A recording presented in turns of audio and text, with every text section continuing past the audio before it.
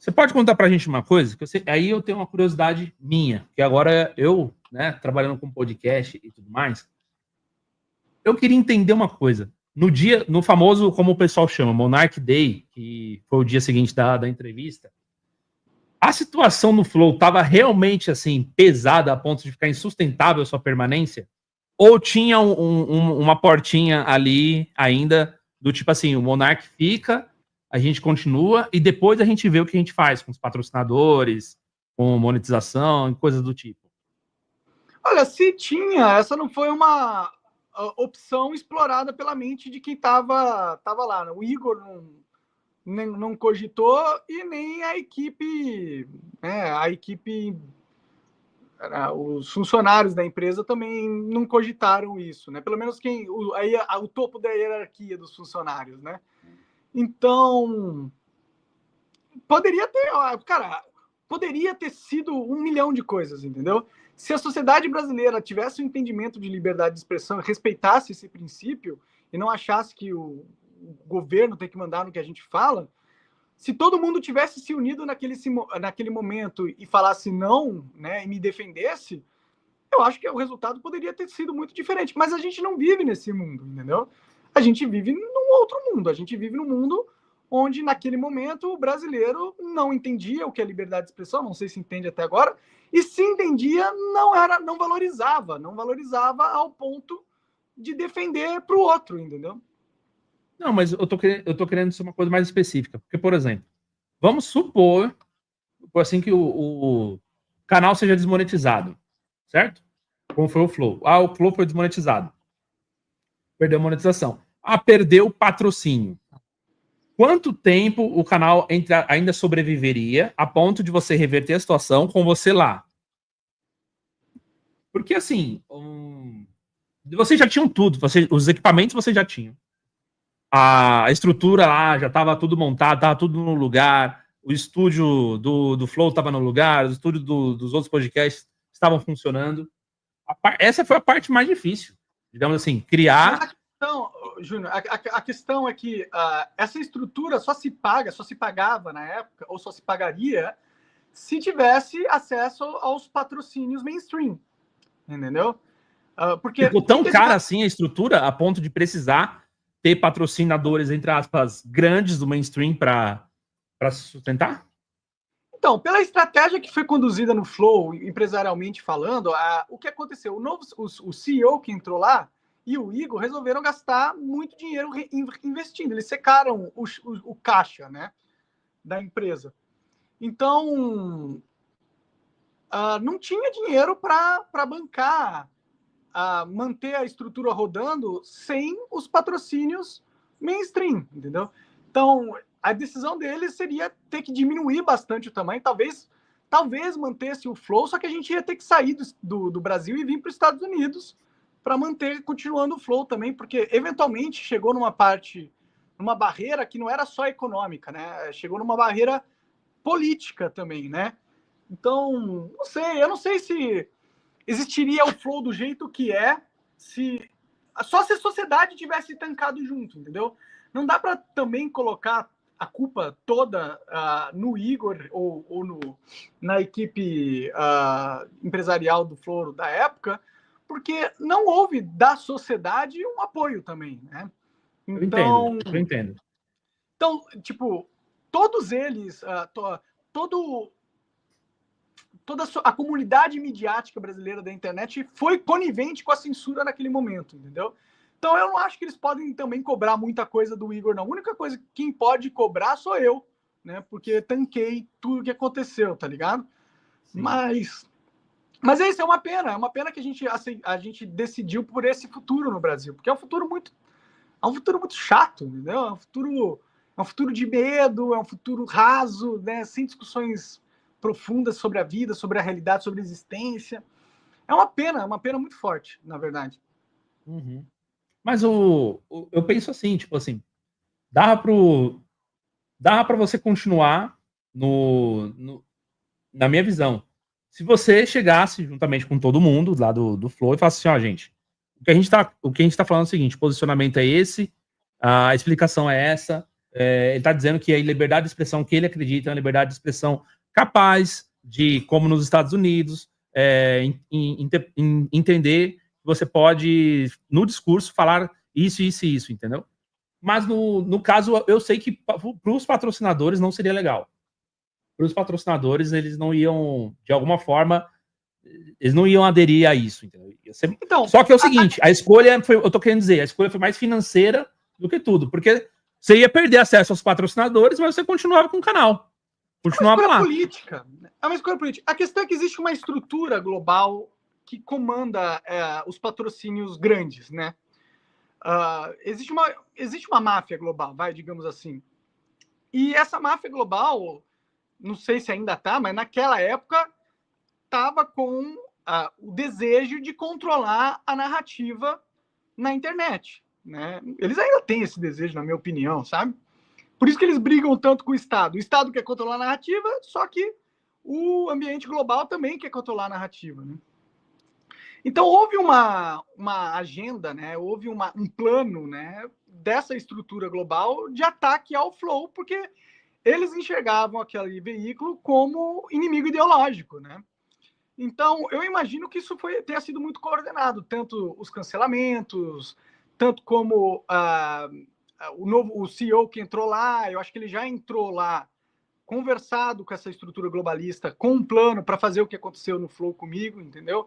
Eu acho que o Igor aceitou esse plano, eu acho que ele era conivente, entendeu? Tipo assim, aceitou que aí agora ele ia ficar, digamos, por cima, né? Tipo, agora, depois que ele criou, ele se estabelece ali com o podcast, e aí agora é mais gerenciar mesmo ali, sem cometer nenhum grande ato, sem correr nenhum grande risco. Exatamente, acho que isso foi o acordo que eles fizeram com o Igor. Falaram, Igor, nós vamos entrar, nós vamos preparar o terreno, vamos tirar o Monark e dar na tua mão em troca. Você vai ter que só, fazer, apresentar, ficar curtindo, a gente cuida do dinheiro, a gente cuida da estrutura empresarial, você não vai ter que fazer nada. E eu acho que é o que tá rolando, entendeu? O Igor apresenta o Flow Podcast, segue as regras dos caras lá, faz o que eles mandam, em troca ele ganha um conforto, uma segurança e um status no mainstream. Eu acho que esse foi o acordo desde o começo, né? Eu não sabia desse acordo, né? Então, fui manipulado, né?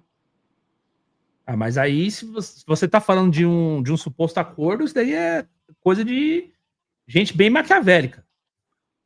Bem maquiavélico mesmo. Esse mundo é maquiavélico pra cacete, cara. Isso, se tem uma coisa...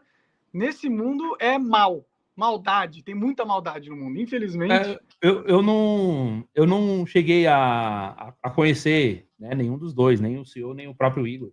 Mas vez ou outra chega para mim um pessoal tipo, que já trabalhou no Flow, mandando currículo, pedindo emprego, entendeu? E aí eu fico pensando, pô, o pessoal tirou o Monark para não demitir ninguém e agora estão demitindo uma galera aí. Tirou o Monark para não demitir ninguém é mentira. Tirou o Monark porque atrapalhava. Politicamente não era interessante. Era isso, no fim é isso, cara. Existe toda uma coordenação política no mundo, né? Esse mundo não é livre, leve e solto, entendeu? Ele é todo coordenado, pô, mundialmente falando. Porra. Agora o fato é, esse negócio é tão louco que... Quanto tempo faz isso mesmo? 2 anos e meio? Que eu saí do Flow? Foi em 2022, no comecinho, né? Então faz 3 anos já, quase 4. Caraca, pois é. 3 anos aí e meio de Monark fora do Flow, a gente tá falando isso daí ainda. Já não deu para você também, não? Já tá de saco cheio? Olha, a gente vai continuar falando de liberdade de expressão enquanto vocês se importarem em não serem escravos, né? Eu acho que essa pauta, esse assunto, vai continuar em voga. E por eu ter sido um personagem que acabou levantando uma bandeira forte nesse sentido, e muito do que eu sofri e venho sofrendo, né? Eu venho sofrendo bastante ostracismo, né? Isso acaba credibilizando, né, a minha posição política, né? Então eu acabo me mantendo relevante ainda mais quando essa é uma das principais discussões, se não a principal discussão da sociedade atualmente, né? Como você falou, só o fato de você estar sendo citado depois de tanto tempo e mesmo depois de perder rede social, perder canal, etc., as pessoas ainda param para ouvir o Monark de alguma forma, significa que você está relevante ainda. E que se você continua relevante, você continua incomodando, né? Eu sinto que pelo menos alguma coisa eu estou fazendo, entendeu? Se ainda estão conversando, ainda estão discutindo o que eu fiz, significa que teve algum impacto que perdura. E eu fico feliz com isso, né? Porque provavelmente é um impacto que perdura na direção da ideia que eu proponho, que é a liberdade de expressão irrestrita. Se isso acaba sendo discutido mais vezes, né? Se a liberdade de expressão é discutido mais e esse entendimento é levantado de uma forma mais corriqueira, graças a mim, eu me sinto feliz com isso. Eu acho que eu me sinto tendo cumprido um papel, né, do tamanho que seja, um papel importante para a sociedade, eu acho. Claro, não deixa de ser um legado, né? Por exemplo, só o fato de ter podcasts pra caramba hoje no Brasil, isso é um legado do Monark. O fato de alguns podcasts ainda se posicionarem e falarem a respeito do tema liberdade de expressão, mais um legado que quem começou isso daí, querendo ou não, foi você. Não tem como negar. Não, eu me sinto feliz. Eu sinto que a minha vida não foi um desperdício, entendeu? Que eu usei o tempo e a minha capacidade decisória para fazer alguma coisa que é positiva para todo mundo, entendeu? Eu espero que seja. Não é garantido, né? Pelo menos agora parece que inclusive a gente está perdendo, né? Que a gente vai não é garantido que a gente vai conseguir manter a nossa liberdade de expressão ou recuperar, né? Porque manter a gente já perdeu. Mas tipo, no mínimo eu falei que eu morri, eu vivi dizendo que o caminho era esse, a gente ter liberdade de expressão irrestrita, entendeu? E finquei essa bandeira aqui nessa terra e tá lá, as pessoas podem olhar, né? E pago e paguei um preço alto por isso, mas é o preço que você tem que pagar para manter os seus princípios hoje em dia, né? Infelizmente. O Conras Brabo. A sociedade aceita o comunismo mesmo com milhões de vítimas, mas pune brutalmente qualquer debate sobre o nazismo. Isso mostra nossa incoerência moral, hipocrisia histórica e desprezo real pela liberdade de expressão. O pessoal, que o comunismo é aceito, isso é fato, né? Mas o comunismo é uma ideologia que, na minha opinião, é prejudicial pra caramba também. Vem com várias distorções mentais que eu não acho que é positivo as pessoas terem em mente. E é plenamente aceito de ser discutido, né? Eu acho que o nazismo é horrível, eu acho uma ideologia tosca e burra também. Mas ele deveria ter o mesmo direito de ser discutido como o comunismo tem. Se a gente quer ter liberdade de expressão irrestrita, é isso. Agora, se vai incomodar a comunidade judaica, esse meu posicionamento, azar, pô. A lógica é essa. A lógica da liberdade de expressão é essa. Infelizmente, pô. Vale para todos os temas. Infelizmente, vale para o nazismo também. Ele tem que poder ser discutido. Falando nisso, a gente trouxe semana passada o Breno Altman. Não sei se você conhece, é um jornalista. Conheço, né? conheço. É um judeu antisionista e tal. E o Breno Altman, ele falou várias coisas aqui sobre a questão do nazismo, né? Colaboração, participação, até pessoas, né, judeus de fora que estavam em outros países, mas eles acreditavam que ser possível aproveitar um momento desse de antissemitismo para pressionar pela criação do Estado de Israel e etc. Coisas assim bem polêmicas que ele disse também que o pessoal das instituições aí, Stand With Us, por exemplo, outras instituições judaicas não gostam, entendeu?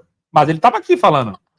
Então, existem muitas instituições judaicas ou sionistas que, na minha visão, promovem o nazismo justamente para que haja uma desculpa política, tipo, para eles poderem se colocar no papel de vítima, entendeu? Porque a verdade é que o nazismo ou o pensamento nazista não é forte, entendeu? Ninguém acha que esse é o caminho correto para a humanidade. Ninguém gosta dessa ideia de que o certo é uma raça superior, que são os caras arianos, nem são arianos ainda, os caras que defendem essa parada são uns caras meio estranhos.